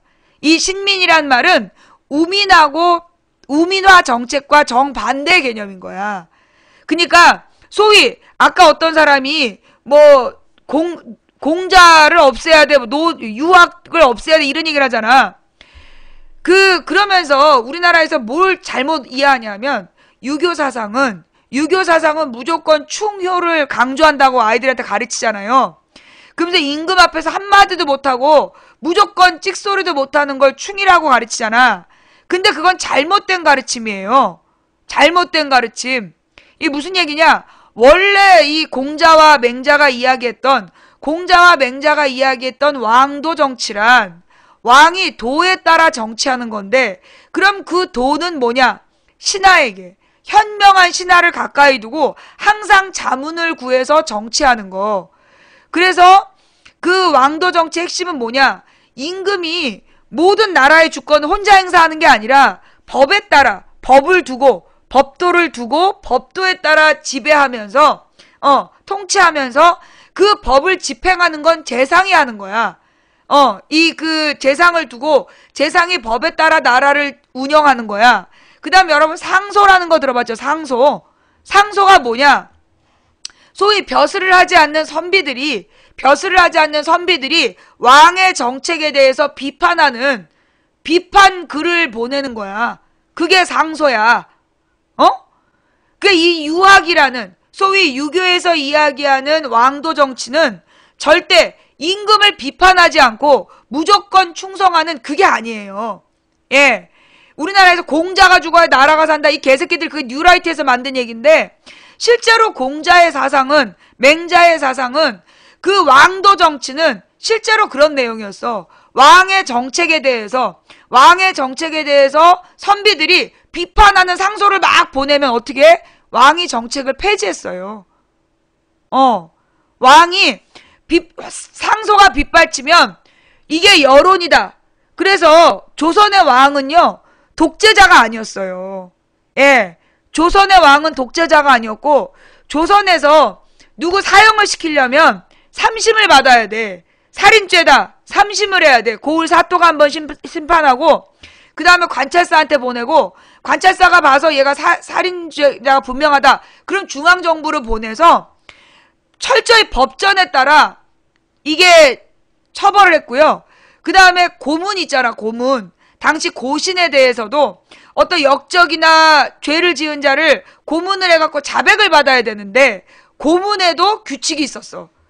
며칠에 한 번, 그러니까 며칠 이상 연이어 고문할 수 없다. 뭐 뼈를 상하게 할 수 없다. 뭐 이런 고문에도 규칙이 법에 다 나와 있었어. 그게 조선이야. 그래서 조선은 법치국가였어요. 법에 따라 지배해야 됐고, 왕은 뭐 하는 사람이냐? 그 균형을 맞춰서 균형을 유지하는 사람이야. 왕이 지 뜻대로 함부로 할 수 없었던 게 조선이었어요.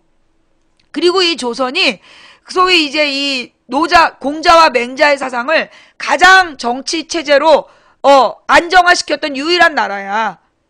그게 조선이었어요.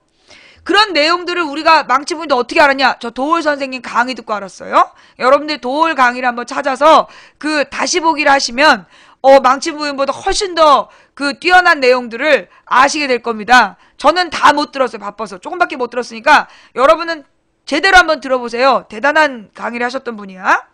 그래서 이 조선시대에도 임금이 선비들의 비판을 귀 기울여 들었고, 선비들이 비판하면 정책 시행을 하지 않았으며, 조선시대에도 왕이 잘못하면 선비들이 나서서 막 비판했던 거야. 그게 조선이고 그게 유교였어요. 유학이었어. 유학사상. 그런데 지금 박근혜 정부 들어서서 이명박 때부터 그랬어. 이명박 때부터 정권을 비판하면 2년 잡혀가야 되겠군. 아무렇지도 않게. 이 새끼들은 조선보다 못해. 조선보다 못한 새끼들이 들어와갖고 나더러 2년 잡혀가야 되겠군. 그런 얘기를 막 쓰는 거야. 조선보다 못한 놈들이야. 조선시대보다 못한 새끼들. 그럼 어느 시대? 일제시대 때. 일제시대 때 만약에 외왕을 그놈들이 천왕이라 부르라 그랬잖아. 외왕을 비하하면 잡아다 죽이던 그 버릇. 조선의 왕은 안 그랬어요. 예. 그 외왕, 일왕을 비난하면 그 잡아다 죽이던 그런 습관으로 지금 박근혜를 섬기라고 강요하는 정말 수준 이하의 모자란 새끼들이 있어. 우리가 근데 거기에 대해서 뭐 상대해주면 관심 먹고 더 크잖아. 좌우지간. 그래서 도올 선생님의 이야기는 도올은 그런 사람이고, 그 사람이 지금 어저께 그 박근혜는 물러나라, 국민들은 뛰쳐나와 외쳐라, 그리고 이 정부를 비판하라, 그런 이야기를 하신 거죠. 네. 그래서 나도 생각이 드는 게, 그래, 지금 상황은 뭐라고요? 망치부인 방송을 보고 신선한 충격을 받았답니다. 이 나라 언론의 실상을 알게 되었거든요. 어찌할꼬. 네, 요즘에 이제 그 세월호 사건 때문에 망치부인을 처음 알게 되신 분들이 많으세요. 그죠? 예. 그래서 이제 그 요즘에 새로 들어오신 분이 참 많아. 그 보면 이게 이제 이 세월호 같은 사건들이 어떻게 보면 국민들을 깨우고 있는 것 같아요.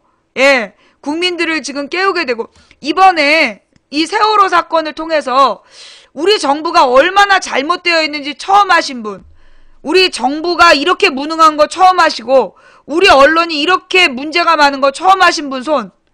예. 옛날에는 몰랐는데 이번에 세월호 사건을 거치면서 이 정부와 언론에 대해서 처음 알게 되신 분, 그래요. 되게 많아요. 그죠? 예. 그래서 이제 세월호 때문에 들어오셨다가 망치부인 방송을 이렇게 보게 되시는 분들이 좀 많아요. 네.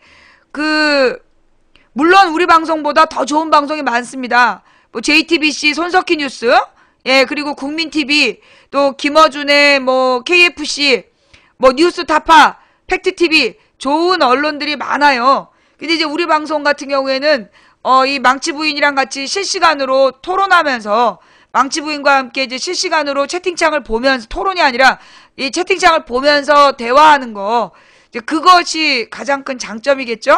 네, 내용은 다른 방송에 비해 떨어지지만 채팅창에 깊은 내용들이 많이 나오기 때문에, 네, 그게 이제 우리 방송의 힘인 것 같아요. 제가 아까 이야기를 드렸는데요. 제가 좀 아까 이야기를 하면서 오늘은 대안 중심으로 가야 된다. 예, 소통, 그쵸? 소통의 힘. 네. 오늘은 우리가 좀 사건을 정리하고 대안 중심으로 가야 된다라는 말씀을 드렸는데요. 예. 먼저 이제 대안으로 가기 전에 먼저 오늘 우리가 좀 챙겨봐야 될 상황. 우리가 챙겨봐야 될 상황을 이야기하면, 지금 그 신생아 젖병. 예. 이게 지금 이제 신생아 젖병을 봤다. 잠수사가 반쯤 먹다 남은 신생아 젖병을 봤다라는 증언이 나왔고, 그게 지금 이제 경향신문이랑 몇 개 언론에서 받아서 사실로 증명이 됐는데, 근데 문제가 뭐냐 하면 실종자 명단에 신생아가 없다는 거야. 실종자 명단에 신생아가 없다는 거예요. 그리고 제가 지난주에도 계속 언급했는데 계속 고쳐지지 않는 게 뭐냐? 실종자 숫자야. 예. 뭐라고 지금 동영상이 있죠? 하기스 중형 4-5개월 정도. 하기스 중형 기저귀와 그 뭐 젖병이 발견됐다. 네. 동영상에 애기 운다고 들었다.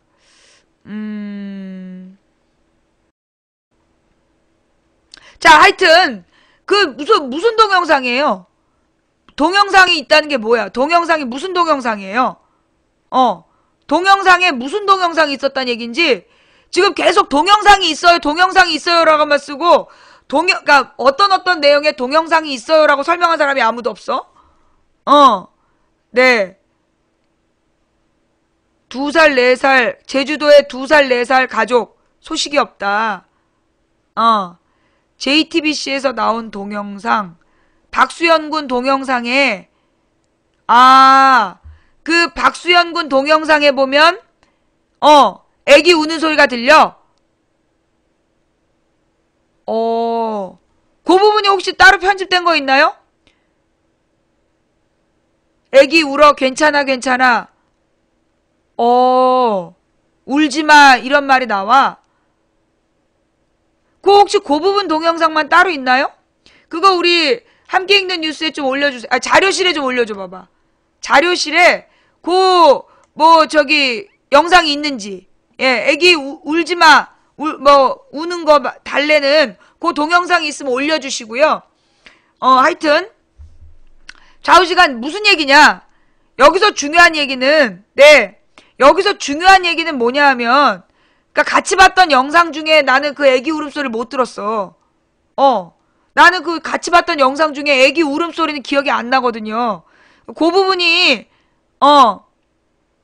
예, 그 부분 영상이 따로 편집된 게 있는지 한번 지금 들으신 분이 많아요? 왜 나만 못 들었지? 네, 나는 못 들었어요. 하여튼 그리고 그 다음에 이제 지금 중요한 얘기가 뭐냐? 중요한 얘기가 뭐냐 하면 일단 생존자 파악이 안 된다는 거야. 지금 생존자 숫자 정확하냐? 지금 계속 정부는 뭐라고 얘기를 하냐 하면 청해진해운의 아르바이트생의 명단이 탑승객 명단에 있었다라고 주장을 하고 있단 말이에요, 정부가. 그죠? 근데 지금 몇 개 언론에서 탑승객 명단에 아르바이트생 명단이 없다는 얘기가 나왔단 말이야. 그죠? 뉴스 정확히 나왔죠? 정부는 지금 탑승객 명단에 아르바이트생 4명의 명단이 포함되어 있기 때문에 탑승객 명단은 달라지지 않는다라고 주장한단 말이에요. 실종자 명단이. 그런데 지금 몇몇 기사에서 나온 건 탑승객 명단에 없다. 왜냐하면 승객 명단이기 때문에 아르바이트생은 승객 명단에 없다. 라고 지금 얘기하고 있는 거야. 그죠? 제 말이 맞죠? 그죠? 그러면 지금 아르바이트생 4명도 실종자 숫자에서 빠져 있습니다. 그죠? 실종자 숫자에서 아르바이트생 4명 빠졌죠? 그 다음에 이 4, 5개월짜리 애기가 젖병을 먹으면서 혼자 탈 수는 없잖아. 기지도 못해 4, 5개월이면. 아주 깐난쟁이 애기가 혼자 탈 수 없고 그럼 깐난쟁이 엄마도 있을 거 아니야. 최소한 아빠는 몰라도 엄마는 있을 거라고. 그러면 지금 엄마하고 애기하고 지금 이게 실종 상태야. 그죠? 그럼 벌써 5명이야. 아니 6명이야. 그죠? 그 다음에 제주도에서 배를 타고 오기로 했던 가족들 중에 실종자도 또 있다는 거 아니야. 근데 그 제주도 가족은 탑승객 명단에 없는지 확인이 된 거예요? 탑승객 명단에 그 제주도 가족이 없는 게 확인됐냐. 여기서 중요한 건 그 신생아하고 엄마 명단이 없다라는 거. 신생아하고 엄마 명단이 없다라는 거야. 그러면 지금 그렇게 파악이 안 된, 그런 식으로 파악이 안 된 실종자가 늘어날 수 있다는 거예요. 그죠? 그런데 지금 정부에서 실종 숫자를 딱 세팅해 놓고 그걸 올리질 않는 거야. 476명이라고 딱 그 탑승자 수를 476명이라고 정해놓고 그리고 실제로 지금까지 밝혀진 것만도 6명이잖아. 그런데 그거를 반영을 안 하고 있어. 그러면서 지금 거의 시신 다 찾았다. 그러면서 뭘 주장해요? 시신이 얼마 안 남았다. 그러면서 뭘 주장하냐? 인양해야 된다. 그죠? 지금 계속 주장하는 게 인양이야, 인양. 예. 뭐라고요? 지금 얘네들이요. 주장하는 게 뭐냐 하면 인양을 빨리 해야 된다는 거야. 지금 실종자 숫자를 계속 늘어나지 않게 줄이고 있는 이유가 뭐냐? 거의 다 찾았다. 그러면서 빨리 인양해야 된다. 근데 왜 저렇게 인양을 서두르는 거냐? 도대체 왜 저렇게 미친 듯이 인양을 하려고 그러느냐? 지금 이번 정부에서 투입한 모든 구조업체나 이런 게 SMIT? SMIU? SMUI인가 뭔가 또 다른 단체를 투입했는데 그 또 다른 단체도 구조 중심이 아니라 인양이라며. 지금 정부가 인양에다가 SMIT야? 계속 인양업체만 계속 불러들이고 있어요. 왜 저러는지 모르겠어. 저게 지방선거를 앞두고, 그러니까 지방선거를 앞두고 이 세월호로부터 국민들의 관심을 떨어뜨리기 위해서 단지 그것 때문에 미친 거 아니야. 아니 지금 가족들을 지금 실종당한 가족들은 지금 실종 숫자도 지금 정확히 파악이 안 돼. 실종 숫자도 지금 파악이 안 돼 있고 지금 생사 확인이 안 된 실종자 가족은 어쩌란 말이냐고. 이거 인양 결정해버리면 더 이상 뉴스가 사라지고 지금 팽목항에서 언론들도 다 빠졌다면서요.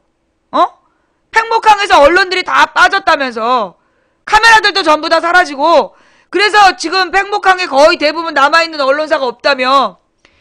그래가지고 문재인이 간 거 아니야. 거의 언론사들이 전부 다 빠졌다는 얘기 듣고 문재인이 몰래 갔다가 막 뒤에 달라붙어가지고 찍어낸 거 아니에요. 그랬더니만 문재인이 갔더니 박근혜가 어저께야? 오늘이야. 오늘 새벽? 어저께 문재인이 가갖고 그 엄마들 안아주고 막 들어줬더니 오늘 아침에 또 갔어? 참, 하는 짓이 칭찬받기 참 어려운 짓을 해. 자, 우리 동영상 좀 봅시다. 우리 박근혜 대통령의 영상 3개만 좀 찾아줘. 첫 번째 영상은 대선 광고. 자, 누가 빨리 찾나? 첫 번째 영상은 박근혜 대통령의 위기에 강한 대통령 그 동영상 유튜브에 있는 거. 그것 좀 빨리 찾아줘. 두 번째 영상은 10년 전 박근혜 대통령 발언. 그리고 세 번째 영상은 이번에 세 번째 영상 내가 찾았어. 세 번째 영상 내가 찾았으니까 빨리 그 광고. 그 대선 때 광고 이거 함께 읽는 뉴스에 있나?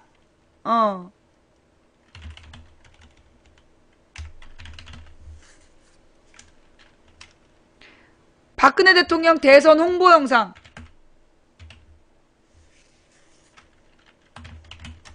제목이 뭐지? 제목이?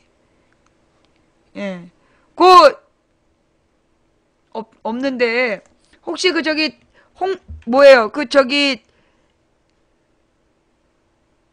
몇 페이지에 있는지. 그 광고 영상이요. 그 다산우소님 그 광고 영상 뭐라고 검색하면 나와? 대통령 중계방에 지금 떴는데 그 다산우소님 거기 대선 홍보 영상 유튜브에서 뭐라고 검색하면 떠요?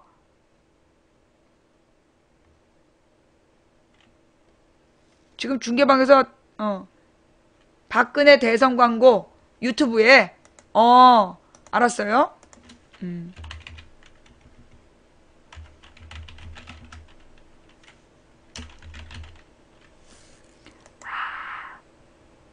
바로 뜨네. 예.